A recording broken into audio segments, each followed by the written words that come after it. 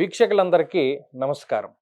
మే నెలలో మీకు ఏ విధమైనటువంటి ఫలితాలు కలగబోతూ ఉన్నాయి అనేటువంటి విషయాన్ని మనం ఈ వీడియో ద్వారా క్లుప్తంగా తెలుసుకునేటువంటి ప్రయత్నం చేద్దాం.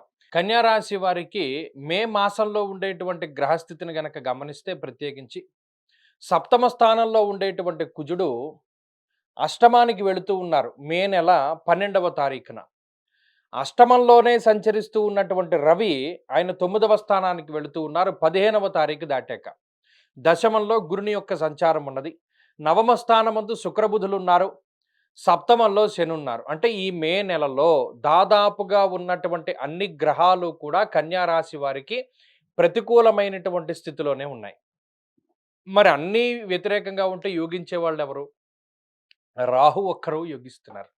షష్ఠ స్థానమందు రాహువు మాత్రమే కన్యా రాశి వారికి మే నెలలో యోగిస్తారు. మిగతా గ్రహాలన్నీ కూడా వ్యతిరేకమైనటువంటి స్థానాల్లోనే ఉన్నారు.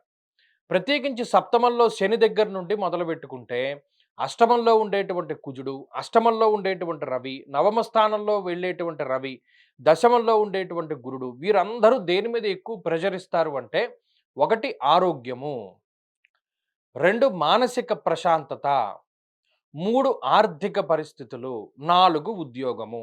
ఏవి అయితే ఒక మనిషికి 4 స్తంభాలుగా అతని జీవనాన్ని నిలబెడుతూ ఉన్నాయో ఆ నాలుగిటిని దెబ్బ కొట్టాలనే చూస్తారు ఈ గ్రహస్థితులంతా. ఏ విధంగాను సప్తమంలో ఉండేటువంటి శనేశ్వరుడు ఆయన జీవిత భాగస్వామి పరంగా అంత సంతృప్తికరమైనటువంటి జీవనాన్ని ఇవ్వడు. అంటే మీరు ఎంత గొప్పగా వారి దగ్గర ఉండనివ్వండి, మీ జీవిత భాగస్వామి మాత్రం మీకు వ్యతిరేకంగానే మాట్లాడుతూ ఉంటారు.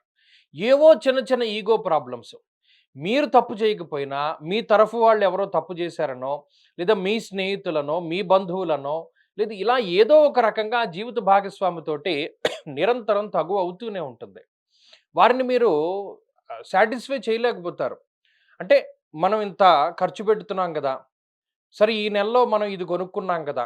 లేదా నీకిది జేశాను కదా! ఇంత జేశాను కదా! అని మీరు ఎన్ని ఉదాహరణలు చెప్పినా కూడా వారు మీ మాటలకి ఊరటని పొందలేరు. కాబట్టి ఇక్కడ వైవాహిక జీవితంలో జీవిత భాగస్వామితోటి సమస్యల్ని శని సృష్టిస్తున్నారు. శనేశ్వరుడు సప్తమ స్థానంలో. అలాగే అష్టమంలో ఉండేటువంటి రవి కుజులు ఏం చేస్తున్నారు? దుర్దోష శత్రు సంవాదో గమనం వ్యధ.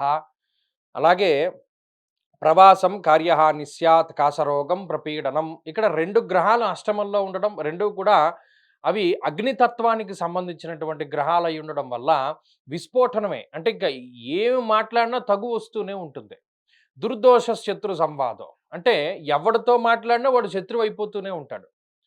అలాగే అనవసరమైనటువంటి తగువులు ఎక్కువగా వస్తూ ఉంటాయి. దీనివల్ల పోయేది మానసిక ప్రశాంతత. మీరు గమనించండి. మొదటిది వైవాహిక జీవితాన్ని ఇబ్బంది పెడుతున్నారు శని. రెండవది మానసిక ప్రశాంతతని పాడు చేస్తోంది ఈ గ్రహస్థితి.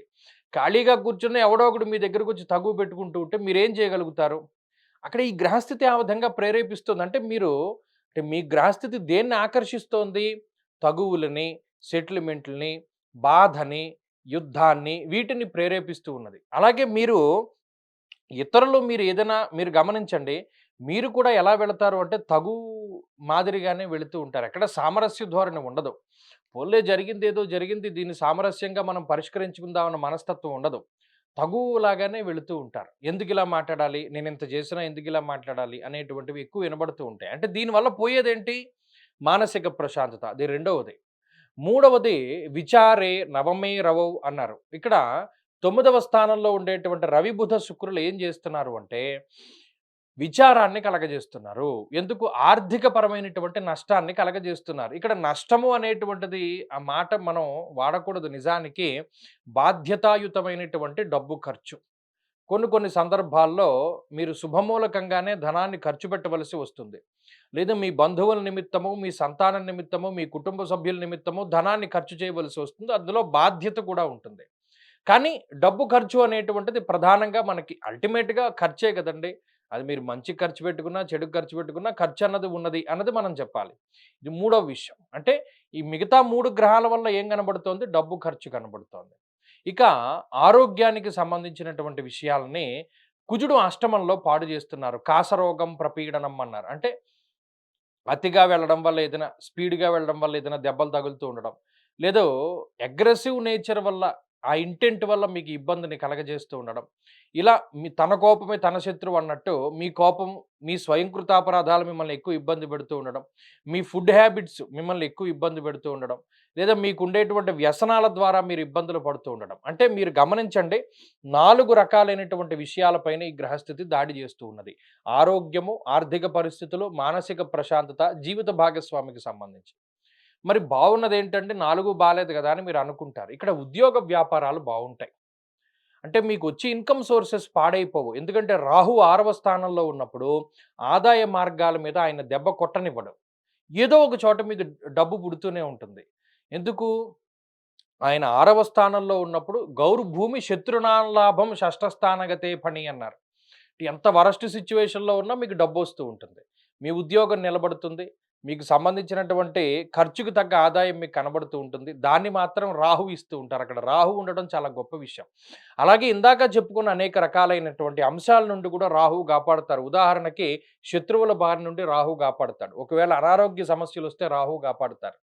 ఆ మాయ కిందే కాపాడుతూ ఉంటాడు రాహువు. కాబట్టి ఇక్కడ ఇన్ని గ్రహాలు ప్రతికూలంగా ఉండి, ఒక్క రాహు అనుకూలంగా ఉంటే దాదాపుగా మిమ్మల్ని 40, 50% ఆయనే సేవ్ చేస్తూ ఉంటాడు.